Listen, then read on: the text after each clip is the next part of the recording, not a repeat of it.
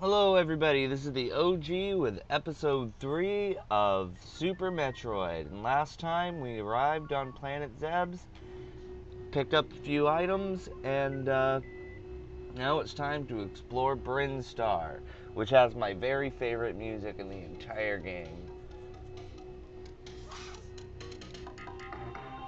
Okay, first things first, try to avoid these little crawly crabs. I'm sure they have a name, although I don't know what they are, what it is. But first things first, let's pick up our map. Ow. And as you can see, that door closes behind you. You have to kill all the enemies in the room in order to open it up again. Which we just did, but we're going to have to do on our way back out, too, in order to open up the door. So here's our map of Brinstar. Yet again, an incomplete map, but good enough for basic navigation.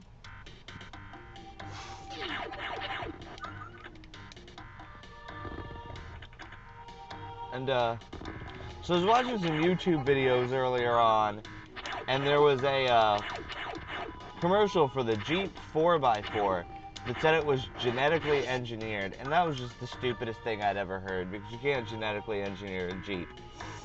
Makes me wonder if they think that their customer base is stupid, and they think that the phrase, ow, genetically engineered sounds fancy, or whether the scriptwriter just genuinely didn't know. I'm not sure, but ow, I couldn't help but laugh at that because, well, yeah, that's just all kinds of foolishness. So go ahead and do a solid save. Notice a lot of people who play this game don't actually use the save rooms, which I guess I can understand if they're using save states between videos, which I am too, but I don't know. I don't trust save states, and I'm also not a big fan of using save states for the purpose of cheating your way through a game you wouldn't otherwise be able to pass. If a game gives you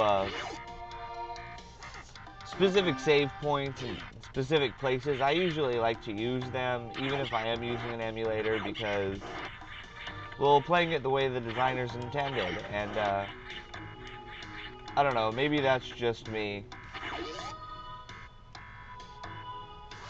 God, I love this music.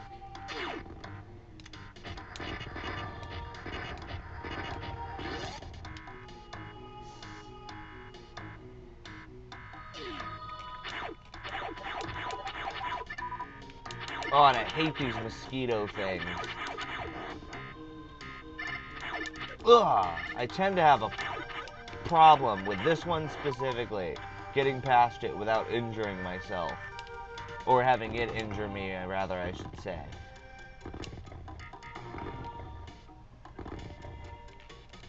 Blow that up too, because it looks nicer. I need the speed booster to get down here. It's like it's teasing you. These friggin' things. Alright, so I guess we'll, first head down to the bottom of this room and get our next power-up, and, oh, I hate that mosquito thing, too. God, just their pattern is so annoying. Alright, here is our next missile pack. That should bring us up to 20 total missiles.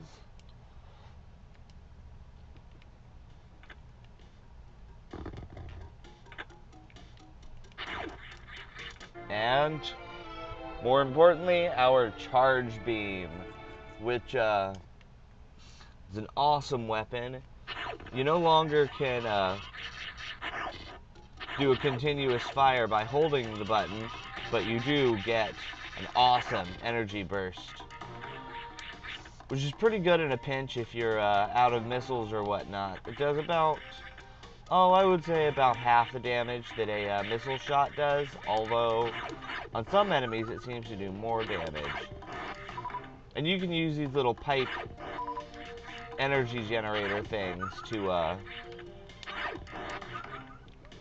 refill if need be, and those are scattered pretty generously through the game.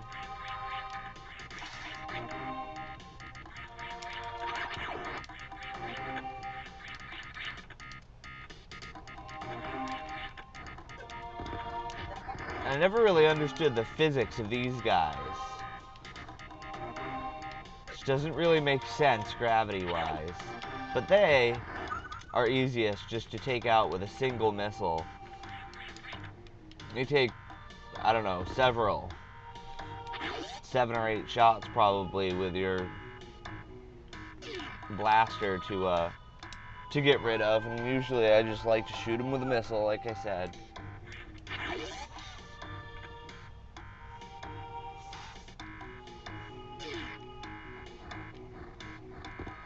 Here's another one of those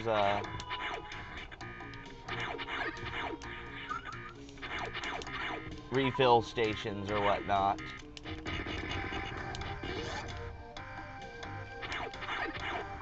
I usually like to fill all the way up on this one before moving on to the next section.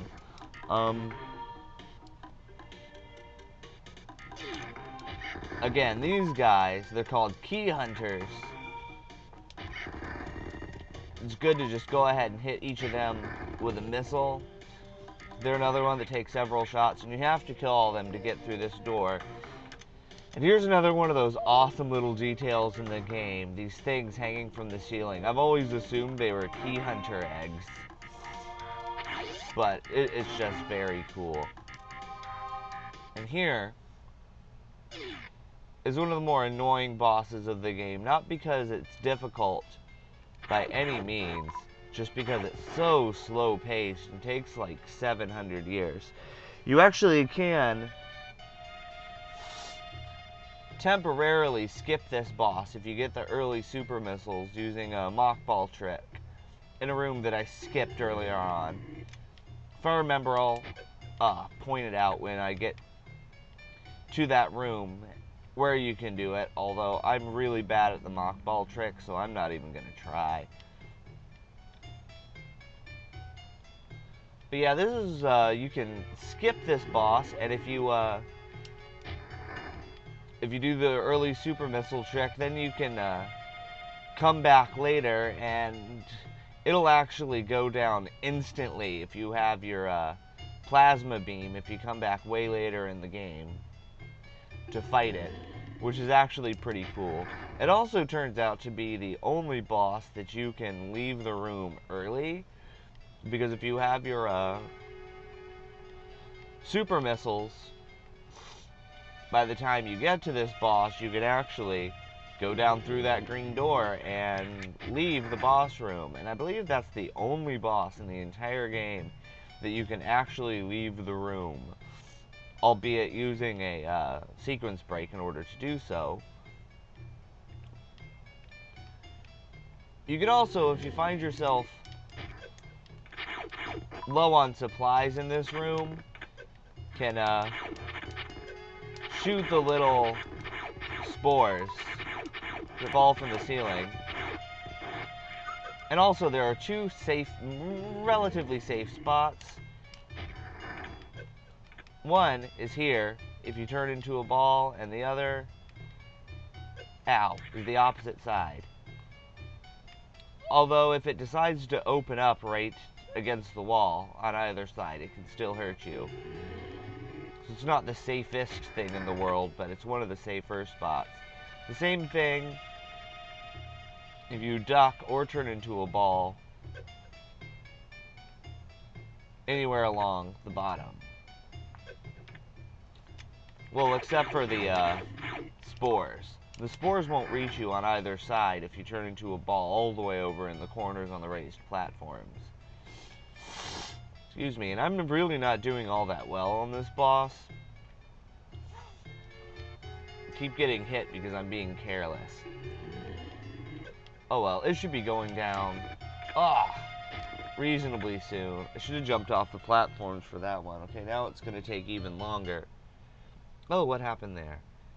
It's my friggin' Norton again. I need to figure out how to stop it. I need to remember to just turn the Norton all the way off before I start recording. What a pain in the ass that is. And then it gets darker and darker as you fight it, and the darker it gets, the closer it is to death. But again, as you can see, this is a rather slow and irritating boss. Alright, you're gone. I love how the whole room turns gray when you kill it. This boss also shakes if you wall jump off of it. Which really, I'm not all that good at wall jumping. I'm using an analog stick as opposed to a D-pad because the D-pad's broken on my controller. Which 99% of the time it works just fine, but for wall jumping in this game, it's just a pain in the ass. Here, it's a long, long shaft that you can fall down. Leads to our super missiles. Which, the super missiles are roughly 5 times more powerful than a basic missile, and they also open up the green power doors, so like this one.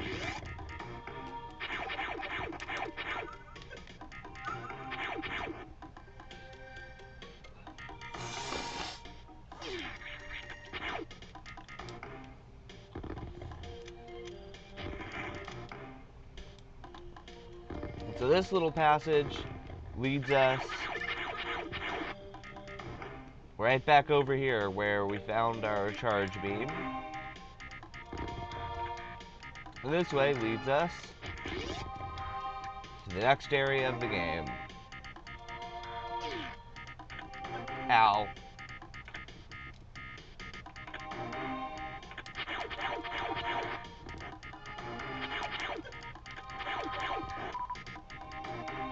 Yeah, the physics of these bouncy guys, the ones on the ceiling, I just really don't get it. I mean, it makes for a interesting enemy, but it's like they're gravitationally drawn back to the ceiling. It's just weird. Oh, and this room is one of the few rooms in the game that has an actual name. At least in Japan, the translation is roughly a bridge too far. And the reason is because obviously you can't go underneath and you have to go over the top. And you've got spikes above and you can't walk and you can't roll over it. You have to run. It's also called the noob bridge because a lot of people get stuck in this room because they don't have they don't know that you have a dash button. And here we have a music change. And also, I think this is a good place to stop. And so, join me next time for episode 4. I didn't really realize the time had gone so far. Yeah, so have a good day and we'll see you next time.